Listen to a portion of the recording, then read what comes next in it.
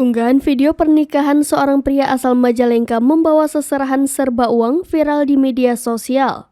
Konsep pernikahan tersebut menarik perhatian warganet karena terbilang unik. Tak hanya mas kawin, sejumlah seserahan seperti payung, bunga hingga kue terbuat dari lapisan uang. Video acara pernikahan pria asal Majalengka itu viral usai dibagikan akun TikTok Ianto_Izzoir_MC.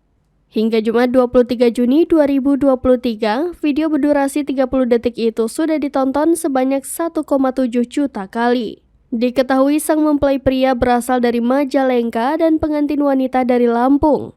Momen ini terjadi pada tanggal 3 Juni 2023 di salah satu pesantren di Ciamis.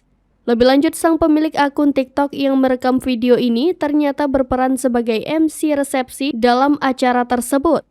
Ia merekam detik-detik pasangan pengantin berjalan masuk menuju pelaminan yang diikuti oleh sejumlah pengiring. Terlihat pengantin wanita bukan membawa hand buket yang berisi uang Rp50.000 yang sudah disusun rapi. Di barisan seserahan terdapat sejumlah barang yang dibentuk dari uang, mulai dari payung hingga kue tart. Terdapat money cake 3 tingkat berisi uang tunai pecahan Rp5.000, Rp10.000 hingga Rp100.000. Hantaran pun didekorasi dengan sejumlah uang warna-warni mulai dari pink, biru, ungu, hijau, jingga, dan coklat.